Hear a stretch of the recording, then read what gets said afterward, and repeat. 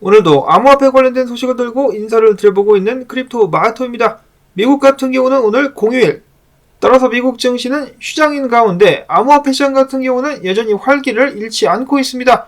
어제 28,400달러 선까지 올랐었던 비트코인, 지금은 27,600달러 선까지 내려오면서 조정을 받고 있습니다. 안정적으로 조정을 받게 되고 나면은 더욱더 크게 상승할 수 있을 것이다라는 기대감이 많이 나오고 있는 가운데 나온 정보들 하나둘씩 살펴보도록 하겠습니다. 첫 번째로는 미국의 부채 한도 협상 관련된 소식. 어제 말씀을 드렸었던 대로 4조 달러 인상이 아니라 2025년도까지 무제한 인상 대신에 내년 예산을 올해 수준으로 유지를 하고 2025년 지출 증가율을 1%로 제한하는 데 합의를 한 것으로 전해졌다라고 합니다. 별 의미가 없지 않겠느냐라는 지적이 나오고 있는 가운데 그나마 한 가지 다행인 것은 바이든 정부에서 비트코인 채굴세를 30% 걷겠다라고 엄포를 놨었으나 협의 과정 속에서 채굴자들에 대한 폭탄 세금 같은 경우는 포함되지 않게 되었다라고 합니다. 그래서 바이든 정부의 채굴자 죽이기 걱정은 하지 않아도 되게 되었다라는 소식 나왔고요. 자, 다음으로는 다가오는 2024년도 미국 대선. 마이클 셀러가 트위터상에서 비트코인 투자자들을 대상으로 이렇게 물었다라고 합니다. 어떤 대선 후보라도 당신의 표를 얻기 전에는 당연히 당신의 비트코인에 대한 권리를 지지해야 되지 않겠느냐, 여기에 대해서 어떻게 생각을 하느냐라고 물었는데 31,200명 중에 83.8%가 그렇다.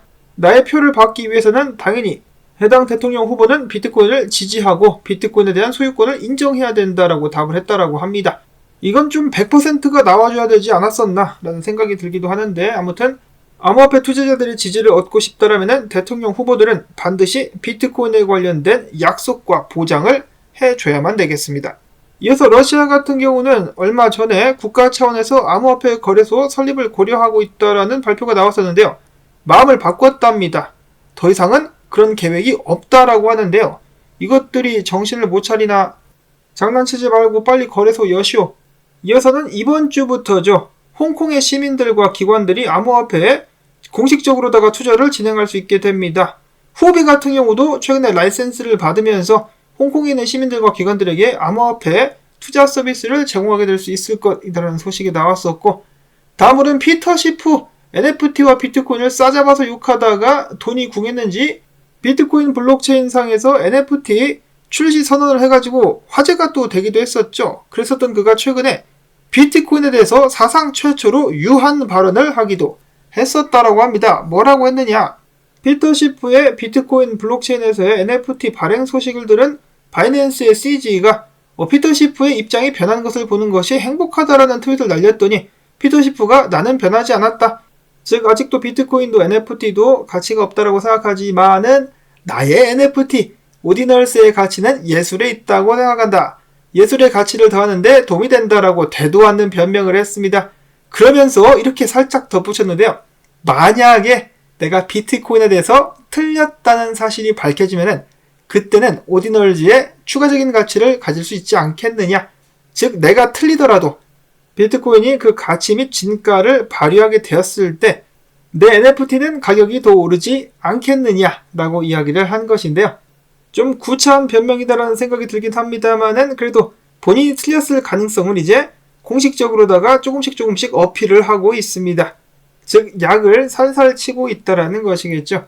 이 고집쟁이 워렌 버핏은 언제쯤 인정을 하려나? 다음으로 이어서 3개월 동안 잠자고 있었던 2억 달러 상당의 비트코인이 코보 지갑으로 이동했다라는 소식이 나왔습니다. 코보는 거래소가 아니라 수탁 서비스를 제공하는 회사입니다. 고로 누군지는 모르겠지만 2억 달러 상당을 수탁 서비스에 맡겼다. 팔 생각은 없다라는 것이겠죠. 기관이 아닌가라는 생각이 들기도 하고, 자, 그 다음으로 비트코인 1개 미만을 보유한 새우 혹은 개미들이 지난 한 달간 24,600개의 비트코인을 닥닥 긁어 모았다라고 합니다. 개미들의 힘을 한번 보여주자. 가지야 비트코인. 이에서는 괜찮은 분위기가 이어지고 있는 가운데 분석들을 또 알아보는 시간 갖도록 하겠습니다. 자, 긍정적인 분석들도 많이 나와 있는데요. 첫 번째로는 플랜 B. 비트코인이 역사적 상승장 초입에 가까워져 가고 있다. 주요 저항선인 29,500달러를 돌파하게 된다면 본격적인 강세장에 돌입할 수 있을 것이다라고 이야기를 했습니다. 지금 현재 비트코인은 역사적으로 항상 강세장에 시작 신호로 여겨지는 패턴인 2년 실현 가격으로 향하고 있다. 인내심을 갖고 기다리고 있는 중이다라고 이야기를 했으며, 자, 그 다음으로 최근에 있었던 비트코인 반등세를 나름 정확하게 짚어냈었던 글래스노드 같은 경우는 단기 보유자들이 수익을 보면서 최근에 비트코인을 매도를 하고 있는데, 이는 단기 가격 상승의 긍정적인 지표다라고 이야기를 했습니다. 과연 지금부터 더 가파른 가격 상승이 나올 수 있을 것인지, 주봉을 주로 보는 렉트 캐피탈 분석가 같은 경우는 최근에 하락형 쐐기를 뚫고 올라왔는데 26,000달러 선까지의 지지 확인을 지대로 마칠 수 있다면 더욱더 강력한 반등 나올 수 있을 것이니 기대해도 좋다라고 이야기를 했습니다. 그렇게 된다면 상단 정이라고 볼 수가 있겠는 28,000달러 중반 그리고 28,000달러 후반까지 한번 노려볼 수 있겠다라는 것이죠. 그러면은 헤드앤숄더는 무효화 될 수가 있겠습니다. 이 데드앤숄더 보고 쇼 쳤었던 사람들, 청산도 엄청나게 나왔고 아닌 사람들은 지금 물려가지고 안절부절하지 못하고 있는 상황이 아닌가라는 생각이 드는데요. 그들이 탈출을 위해서 한 가지 희망을 가져볼 수 있는 점은 어제 비트코인이 갑자기 급등하게 되면서 굉장히 큰 CME 선물 갭이 발생을 했다는 것입니다. 무려 1000달러 상당의 갭이 발생을 한 것인데 차트를 보시면 이렇습니다. 이런 식으로다가 어마어마한 갭 26,930달러부터 시작해가지고 27,915달러까지 갭이 생긴 상황. 몇 가지 지금 내려왔는데 이거를 메꾸로 내려가게 될 것인가. 자, 근데 갭을 메꾼다 할지라도 어떤 식으로 메꿀 것이냐. 크립토 누보 분석가 같은 경우는 만약에 이런 식으로 이렇게 메꾸면은 너무 쉽다, 빤히 보이기 때문에 이런 식으로 메꾸지 않고 한 번 더 추가적으로 위로 쏴가지고 혼란스럽게 만든 다음에 떨어뜨려가지고 메꿀 것이다. 28,755달러까지 한 번 더 쏘고 떨어뜨릴 것이다 라는 예측을 했었고, 반면에 분석가 스큐 같은 경우는 뭘 그렇게 어렵게 생각할 필요가 있나, 그냥 바로 떨고 가지고 갭 채운 다음에 바로 반등을 시켜가지고 위에 있는 29,200달러 선에 있는 이 갭까지 메꾸러 가면 된다, 이런 식으로다가 이야기를 했습니다. 자, 위아래에 동시에 존재를 하고 있는 갭, 위로 갈 것인가 아래로 갈 것인가, 그것이 문제로다. 이번 주에 방향이 정해지지 않겠느냐. 그리고 추가적인 의견들 계속해서 보도록 하겠는데요. 하락을 보는 분석, 상승을 보는 분석 차례차례 또 보도록 하겠습니다. 아스텍즈라는 분석가 같은 경우는 저항 때렸어? 그러면 아래로 가야지 라고 하면서 지금부터 비트코인이 하락하게 될 것이다 라는 예측을 했었고, 자, 그 다음으로 엔베사라는 사자머리 분석가도 똑같이 상황을 보고 있었습니다. 이것은 베어리시 리테스트에 불과하다. 그렇기 때문에 떨어지게 될 것이다 라는 것이죠. 자, 그런 반면에 꾀꾀 오리 선생 같은 경우는 본인이 매수를 들어갔는지에 대해서는 이야기를 하지 않았지만은 지금 이 상황 정을 뚫고 지지 확인을 하고 있기 때문에 상승에 베팅을 하고 기도를 해야 될 때다 라는 식으로다가 반장난으로 차트 분석을 올리기도 했었습니다. 즉 여기서 버티고 올라간다, 그럼 추가적인 상승이 나오는 것이고, 버티지 못하고 떨어진다 그러면 가짜 상승, 추가적인 하락이 나오게 될 수 있다라고 보고 있는 것이죠.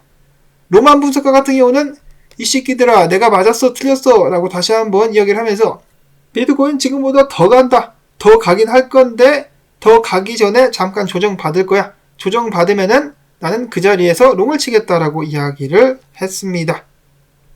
그 외에 제키스라는 분석가 같은 경우는 이런 식으로 비트코인이 상단 저항을 맞고 떨어지게 될 것인데 알고 봤더니 뒤집어 놓은 차트다. 즉 비트코인은 앞에서 로만 분석가가 이야기를 한 것처럼 조정을 받겠지만 더욱더 크게 상승하게 될 것이다 라고 이야기를 했습니다.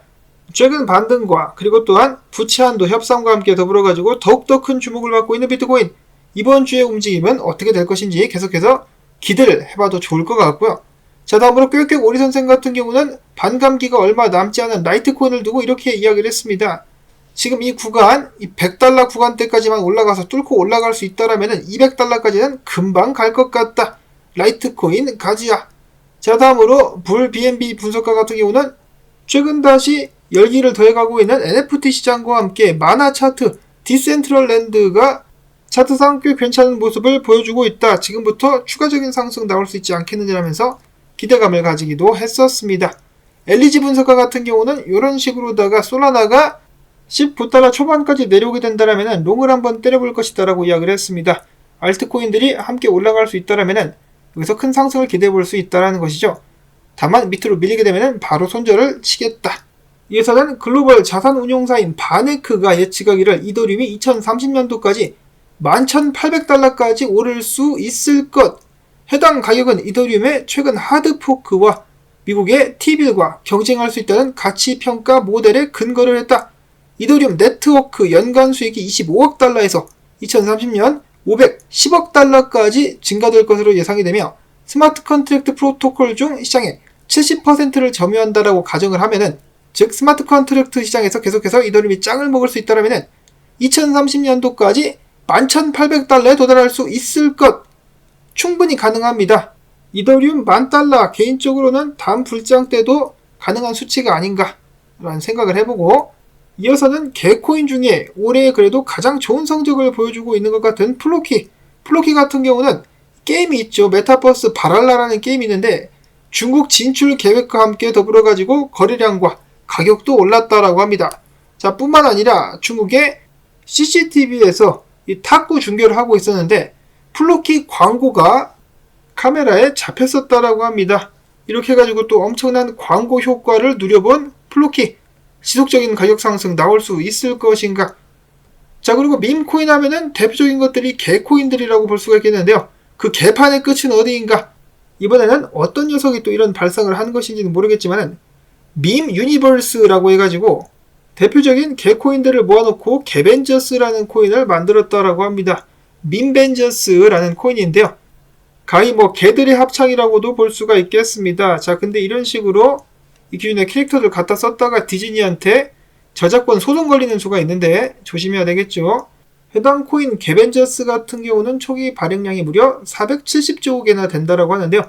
90%는 유동성 풀, 10%는 중앙화 거래소 상장용이라고 하면서 로드맵까지 발표를 한 모습을 확인해 볼 수가 있겠습니다. 근데 이거 어떻게 보면은 유명세를 위해서 기존에 있었던 코인들을 죄다 훔쳐가지고 자신의 코인을 만들었습니다. 야, 이렇게 얍삽할 때가 또 있나. 근데 가격은 잘 오르고 있어가지고 많은 사람들의 관심을 한몸에 받고 있다라고 합니다. 이런 식으로 말이죠. 자, 이 밈코인들이 좀 사라져야 건전한 생태계가 만들어지지 않겠느냐라는 목소리가 높아지고 있는 가운데 전혀 이에 아랑곳하지 않고 밈코인들은 계속해서 발행이 되고 있습니다. 밈코인이 확실히 도박이긴 합니다만은 일찍 찾아서 들어갈 수만 있다라면은 돈을 엄청나게 많이 벌 수 있는 기회가 있는 것도 사실이죠. 비트코인 같은 경우는 물려도 안정감이 있는데 밈코인은 물리면은 답이 안 나오는 수가 있으니까 투자하실 분들은 꼭 조심히 투자를 하실 수 있기를 바라면서, 나온 정보들 여러분들께 도움되셨다면 수고했다, 토마토밭 1당 광고 영상 한 편만이라도 마지막까지 틀어주기 부탁을 꼭꼭 드리면서 저는 다음에 새로운 소식 가지고 인사를 드리도록 하겠습니다. 안녕히 계십시오.